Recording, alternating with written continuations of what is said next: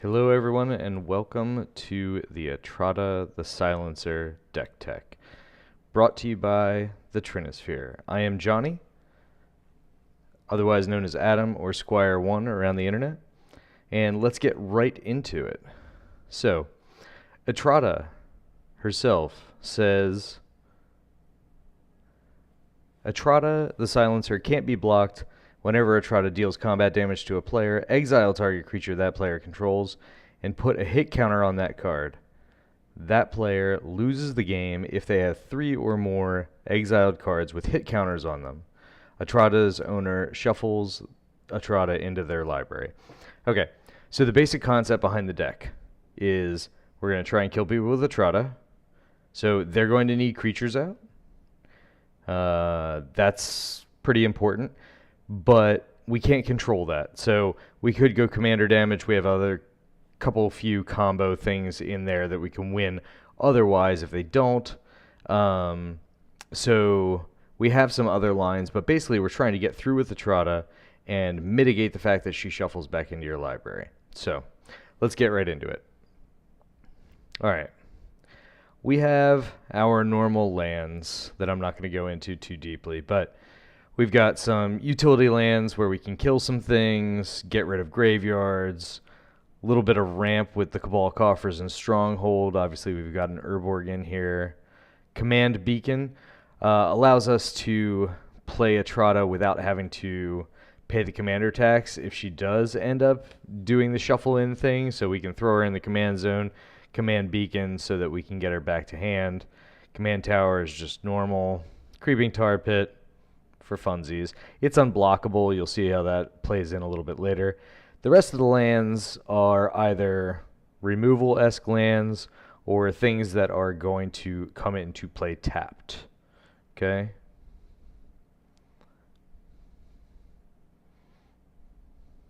So,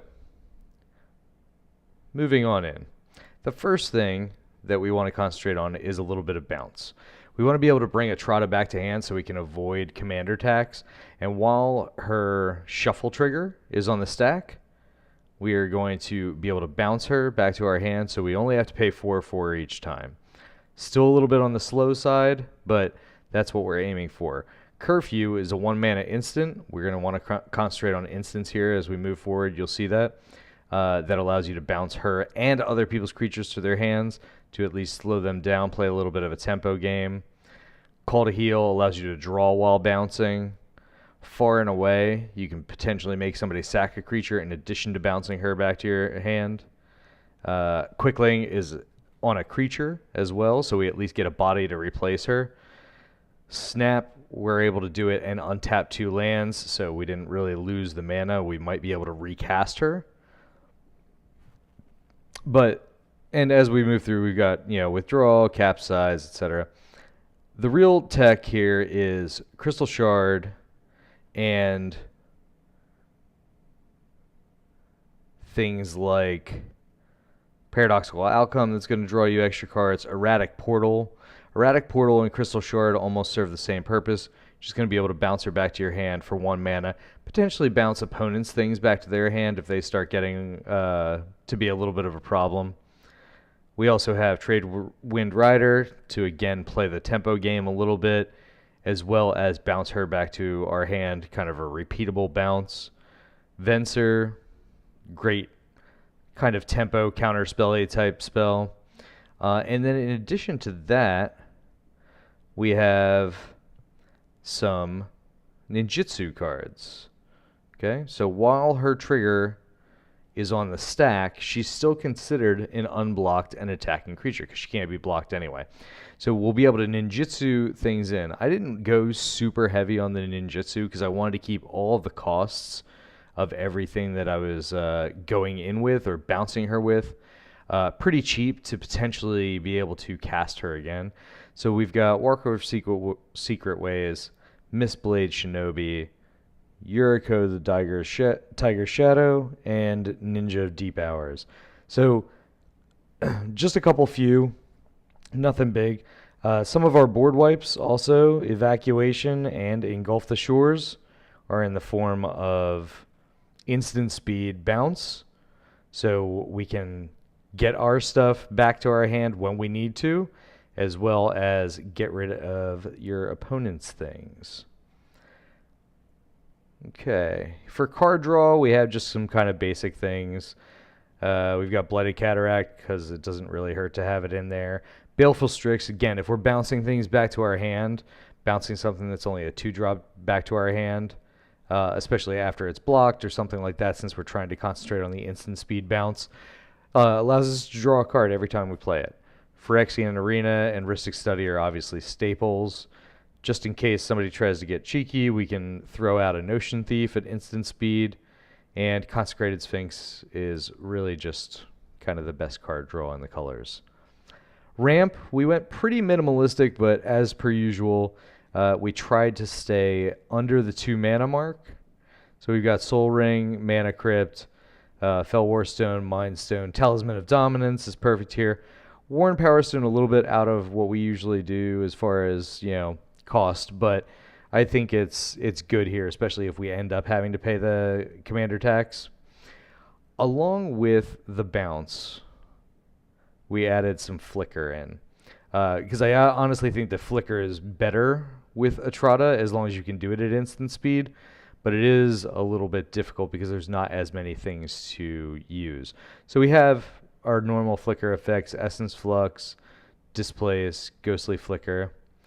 A little bit of hot tech in Talnos' Coffin. So if you're not familiar with this card, basically you can pay 3 and exile a creature.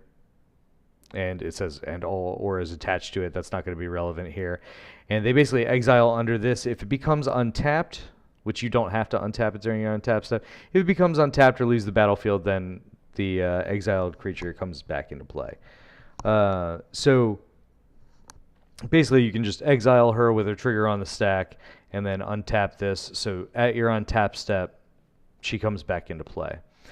Deadeye Navigator, you're going to see that we have a couple combo pieces that potentially go with this. But in addition to that, this allows you to very easily flicker Etrata and basically just make her stick on the battlefield pretty much permanently. All right. So to make her even a little bit better, we've got a couple of little saucy pieces. We've got Strionic Resonator, which allows us to copy her triggered ability. Okay? The triggered ability of exiling a creature with a hit counter on it. So you're able to swing into somebody, exile 2 other creatures, and give them 2 hit counters. So instead of a 3-turn kill with her, you end up with a 2-turn kill.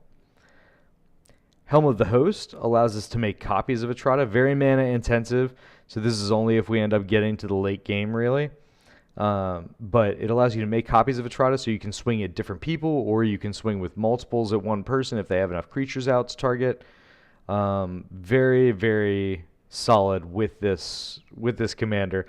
And then if one of them gets shuffled in, it doesn't matter because it's a token, so we're not too worried about that. Sakashima the Imposter allows you to, again, make a copy of Etrata, but without hindering yourself with the legendary rule. So Sakashima is going to stay Sakashima. You can bounce Sakashima to its owner's hand. So that's going to work out perfectly. You're going to be able to bounce it with its own trigger on the stack and then put it back out as a copy of Etrata.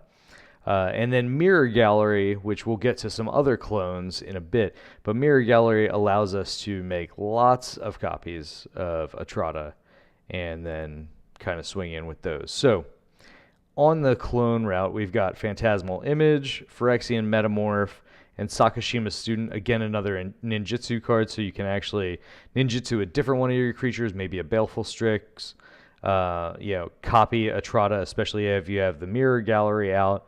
Then it doesn't hurt you at all. And Rite of Replication. Again, if you have Mirror Gallery out, you can end up with 5 Etratas. Very much a late game play, but worth it. We've got Toxic Deluge and Damnation for just good removal. Ravenous Chupacabra and Noxious Gearhulk. Again, we're planning on playing things like Curfew that are going to make us bounce things to our hand or potentially flicker them with Deadeye Navigator. So we're going to plan on trying to get multiple triggers off these ETB effects. So that's why I went with these as some kind of spot removal. We have a little bit of spell recursion that we use just so we can get a little bit of extra mileage out of our bounce spells, out of any removal spells we have, out of any flicker spells we have. We've got Snapcaster, Archaeomancer, and Torrential Gearhulk. Again, these are just, especially Snapcaster and Torrential Gearhulk just allow us to play when we don't have much going on in our hand and we need to bounce Etrata to her trigger. We can throw these down at instant speed and still get by. We really concentrated a lot in building this, or I concentrated a lot in building this to make sure that everything was happening at instant speed. So I also added Teferi and Leyline of Anticipation to make sure that anything that already wasn't instant speed, which most of the deck is, but a lot of the creatures might not be, I can play at instant speed because I really want to keep my mana open if I need to cast Etrata or if I need to bounce Etrata. So I'd like to be able to do things at the end of other people's turns. All right. Moving on, we have some other like random removal and card draw with Silumgar's Command and Mystic Confluence. Throat Slitter is another ninjutsu that's just going to be used as, spot removal. Some important pieces here are going to be Lightning Greaves and Swiftfoot Boots. These are very critical to the deck. Swiftfoot Boots more than Greaves. I actually thought about taking Greaves out. Lightning Greaves giving her Shroud and Haste, whereas Swiftfoot Boots gives Hexproof and Haste. Normally, I am all about Lightning Greaves because it's a 0 to equip. But in this case, we do want to bounce her, so we're not always super happy to have Lightning Greaves on her. For a quick kill at some point or something like that, we could definitely do it if we're willing to pay the commander tax or something like that. But Swiftfoot Boots having Hexproof, being able to bounce her, and then only having to pay 1 to re-equip it, I think that's really the best place to be. So that might be some room for you to make a change. You can definitely take out Greaves. And then one of our other combo kills, or, our real combo in here is the Capsize Palinchron combo. So we've got Palinchron, and then, as I said earlier, we have our Phantasmal Image, and we have our Deadeye Navigator. This is going to effectively allow you, with some combination of those, to make infinite mana. You use that to capsize buyback a lot, bounce all their lands, bounce all their creatures, any other permanents, and basically close out the game from there. So other cute little tech things are Blade of Selves. When Etrata attacks one person, you can basically make a copy of Etrata for each other player. Again, only really useful if you have the Mirror Gallery in here.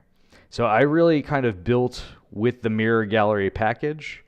You can certainly do without that. It's a little cutesy, high-costed, and kind of difficult to assemble all the pieces. But I really wanted to kind of try it from that perspective, allowing me to play cards like Rite of Replication and like Blade of Selves to get a little bit more mileage out of those things. Also getting more mileage out of the clones. And then we have Crown Scepter. As I said before, we were trying to keep all the bounce spells to instant speed. So if you end up with a Curfew or a Snap or a Call to Heal on Crown Scepter, you're going to be able to bounce her. You're going to be able to bounce other people's things. It'll really keep everything just flowing the way that you need it to. So those are kind of the basics that I went with, and you can see, I basically got a few clones in here, some random utility things. I think I put in like 2 counter spells just in case somebody was going to try and disrupt me. I don't like to go too heavy on them in EDH. Some solid removal, some spell recursion, but not a ton. A little extra backup combo with the Capsize Palinchron deal. Some things that really went heavy on the winning from Etrata's trigger. That's really what I was aiming for, is like all in Etrata. Some ways to protect her as well as give her haste. so we can at least mitigate the speed at which we can do this. But then other than that, it's basically just flicker, a little bit of ninjutsu, and some bounce, to keep her at a cost that we can manage. You will see in our gameplay video that she does all right. We got knocked out a little bit early, but I think that's because people feared the Etrata. She is the silencer after all. So I hope you like the deck tech. I hope you guys try building this. If you do build it, please, by all means, comment below. Send me your lists. Even shoot them to me on Twitter at Squire9999 or at the Trinisphere. I'd love to check them out. This was a really fun build. It plays in a very interesting way that I don't usually play in. So yeah, let me know what you think. And until then, we will catch you later. Make sure that you share, like, and subscribe. And keep brewing, my friends.